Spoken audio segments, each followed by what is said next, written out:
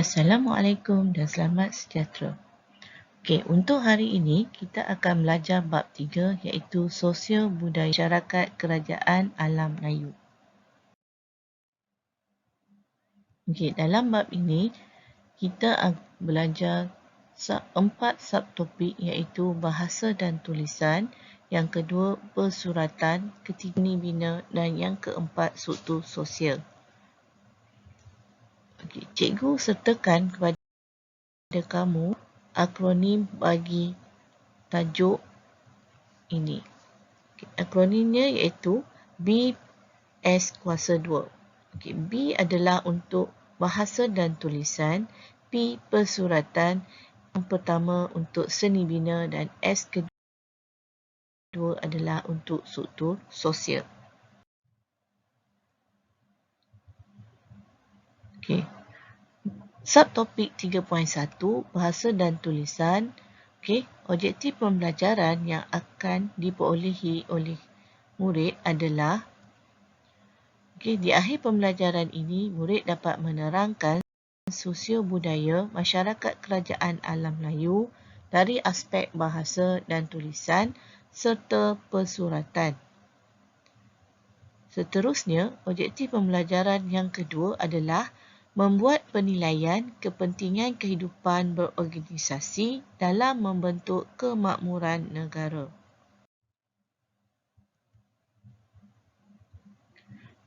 Okey, bahasa dan tulisan, kita akan lihat kerajaan Funan.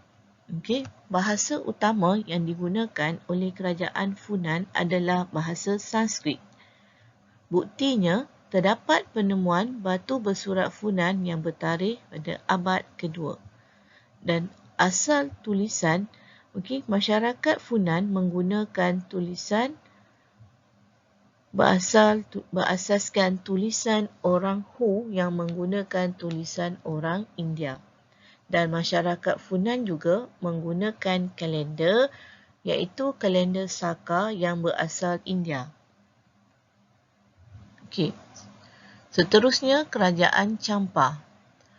Okey, pertuturan masyarakat Champa, mereka menggunakan bahasa Melayu Champa dan bahasa Sanskrit. Buktinya terdapat penemuan batu bersurat dalam kedua-dua bahasa iaitu bahasa Melayu Champa dan bahasa Sanskrit. Manakala tulisan yang digunakan oleh masyarakat Champa, mereka menggunakan tulisan Pallava dan buktinya dapat dilihat pada penemuan inskripsi yang abad ke-6. Dan menggunakan tulisan Champa kuno, buktinya terdapat pada penemuan batu tertua berbahasa Melayu Champa bertarikh abad ke-4. Bahasa utama yang digunakan oleh masyarakat Champa adalah bahasa Melayu Champa. Dan apabila agama Islam tersebar di Champa pada abad ke-8, ini menjadikan perkembangan tulisan Jawi seiringan perkembangan agama Islam. Yang ketiga adalah kerajaan Sriwijaya. Kerajaan Sriwijaya, masyarakatnya, bahasa utama digunakan oleh masyarakat Sriwijaya, mereka menggunakan bahasa Melayu sebagai bahasa utama dalam urusan pentadbiran dan urusan harian. Bahasa ini mendapat pengaruh daripada bahasa Sanskrit. Buktinya, terdapat penemuan batu-batu bersurat seperti kedukan bukit, kota kapur, telaga batu dan talang tuwo di Sumatera yang bertarikh abad ke-7. Batu bersurat ini ditulis dalam Melayu dengan pengaruh bahasa Sanskrit menggunakan tulisan Pallava.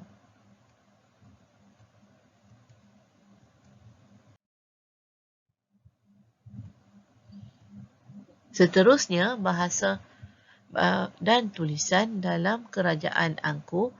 Bahasa yang digunakan oleh masyarakat Angkor adalah Sanskrit dan Khmer. Buktinya, terdapat penemuan inskripsi pada dinding candi. Dan tulisan mereka menggunakan dua jenis tulisan yang dijumpai pada dinding candi iaitu Pallava dan Ptolemy. Manakala bagi kerajaan Majapahit, bahasa utama digunakan oleh masyarakat Majapahit adalah bahasa Jawa kuno dan tulisan mereka menggunakan tulisan Kawi. Okay.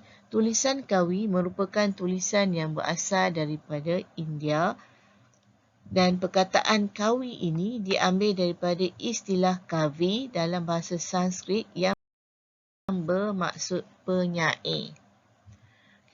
Bukti penemuan terdapat inskripsi dan persuratan yang pada abad ke-14.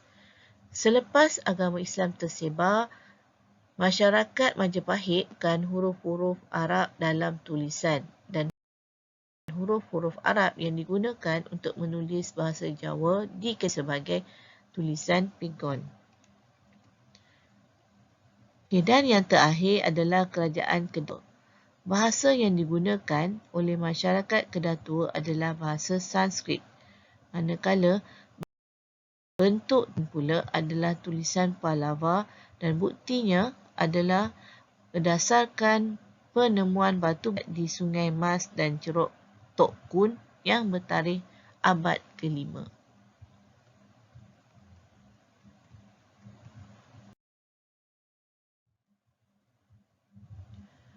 Okey, apakah peranan bahasa dan tulisan bagi masyarakat dahulu?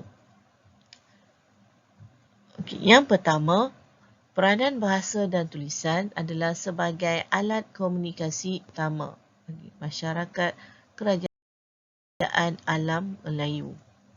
Yang kedua, bahasa dan tulisan juga berupaya untuk menyimpan rekod pemerintahan, perundangan, perdagangan dan keagamaan. Dan yang terakhir, peranan bahasa dan juga adalah sebagai sumber rujukan ahli sejarawan.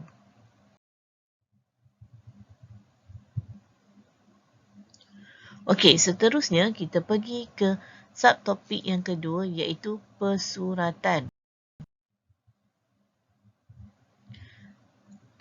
Okay, sebelum sistem tulisan digunakan dengan meluas, masyarakat kerajaan alam Melayu terkenal dengan tradisi lisan.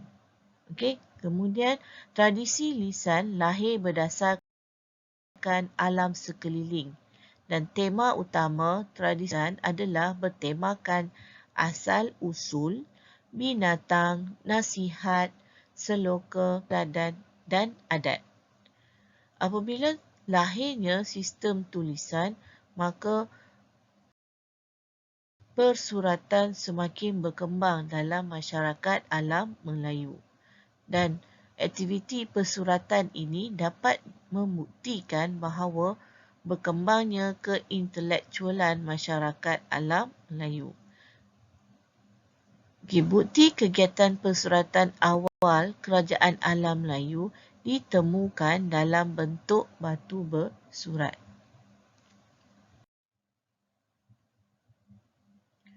Okey, kegiatan persuratan bagi kerajaan Funan, buktinya adalah berdasarkan penemuan batu bersurat terawal di alam Melayu yang bertarikh abad kedua. Manakala bagi kerajaan Champa pula, kegiatan persuratannya dapat dibuktikan dengan penemuan batu bersurat tertua di Kautara yang bertarikh 192 Masihi dan dalam kerajaan Champa juga sebanyak 206 buah batu surat telah ditemukan. Penemuan manuskrip membuktikan bahawa persuratan Champa bermula abad ke-13. Contohnya, karya sastra yang masyhur adalah Akiyat Indra Patan Akiyat Dewa Mano. Manakala bagi kerajaan Sriwijaya, kegiatan persuratan dapatikan dengan penemuan beberapa batu bersurat, contohnya Karang Brahi dan Palsemah yang bertarikh abad ke-7 iaitu 686 Masihi. Batu besi memerihalkan pengukuhan kerajaan, terutamanya yang berkaitan tentang kepentingan taat kepada raja. Seterusnya, kegiatan persuratan bagian angkuh dapat dibuktikan dengan penemuan batu bersurat Sdok-Tom yang ibarat laut Kemboja. Batu bersurat ini mengisahkan tentang pemerintahan Varman II, dan inskripsi yang terpahat pada dinding-dinding candi pula menggambarkan keagamaan dan pemerintahan. Manakala bagi kerajaan Majapahit, bukti kegiatan persuratan kerajaan Majapahit adalah berdasarkan penemuan batu bersurat yang bertarikh 1358 Masihi dan ianya ditulis dalam bahasa Jawa bertulisan Kawi. Selain itu, terdapat juga penemuan dalam bentuk manuskrip. Karya sejarah yang masyhur ialah Nagara Kertagama yang dikarang oleh Prapang pada tahun 1365 Masihi. Akhir sekali adalah Kedah Tua. Kegiatan persuratan bagi kerajaan Kedah Tua dapat dibuktikan berdasarkan penemuan berbatu bersurat di Bukit Coras dan Bukit Meriam pada abad ke-5. Dan terdapat penemuan isi yang ditulis di atas pinggan tanah liat, kepingan emas dan perak yang berkaitan tentang doa dan amalan dalam agama Buddha.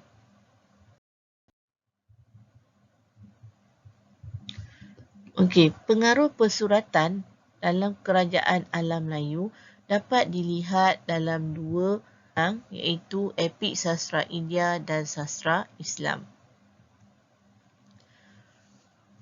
Okey, bagi epik sastra India, contoh epik dan sastra India yang mempengaruhi persuratan alam Melayu adalah Ramayana, Mahabharata, Purana dan Jataka. Karya-karya ini telah disadurkan ke dalam bahasa tempatan di alam Melayu. Manakala bagi sastra Islam pula, bentuk sastra Islam yang mempengaruhi persuratan alam Melayu adalah syair, gurindam, cerita rakyat dan nazam. Terdapat juga kisah kehidupan Nabi seperti Nabi Sulaiman dan Nabi Muhammad yang ditulis dalam bahasa Melayu, contohnya Hikayat Nabi Betur, Hikayat Nabi Wafat, Hikayat Bulan Terbelah dan Hikayat Nabi Yusuf. Terdapat juga contoh karya epik yang banyak mengisahkan perjuangan pahlawan, contohnya Hikayat Amir Hamzah, Hikayat Iskandar Zulkarnain dan Hikayat Muhammad Hanifah. Tokoh Islam seperti Nabi dan pahlawan Islam juga telah menjadi elemen mempengaruhi perkembangan persuratan Melayu. Sebelum kita mengakhiri tajuk pada hari ini, kita akan berbincang soalan kebat.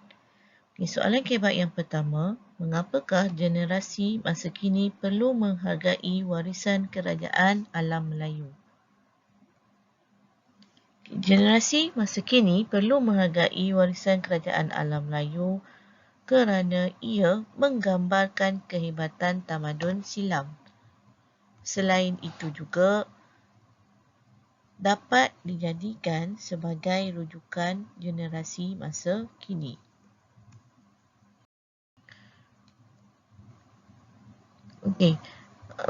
Generasi masa kini perlu menghargai warisan kerajaan alam Melayu kerana ia menggambarkan identiti masyarakat.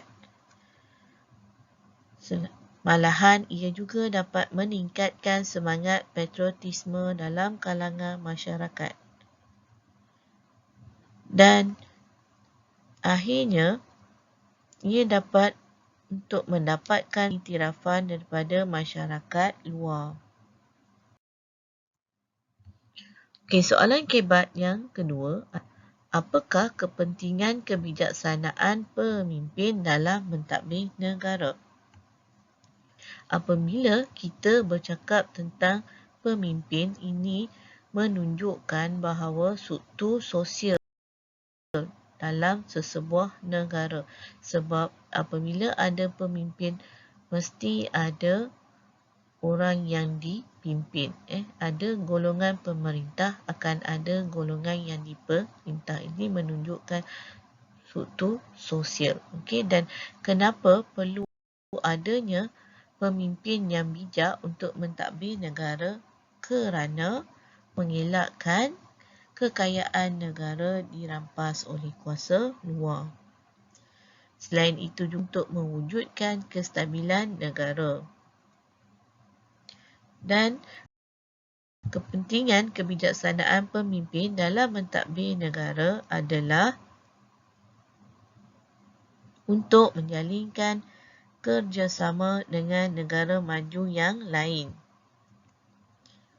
Dan ia juga dapat membentuk masyarakat yang kreatif dan inovatif serta mewujudkan kestabilan politik negara. Okey, cikgu, kamu dapat jelas berkaitan dengan tajuk belajar pada hari ini dan kamu dapat menyelesaikan kerja yang diberikan oleh cikgu. Dan semoga kita berjumpa lagi pada minggu hadapan. Assalamualaikum dan terima kasih.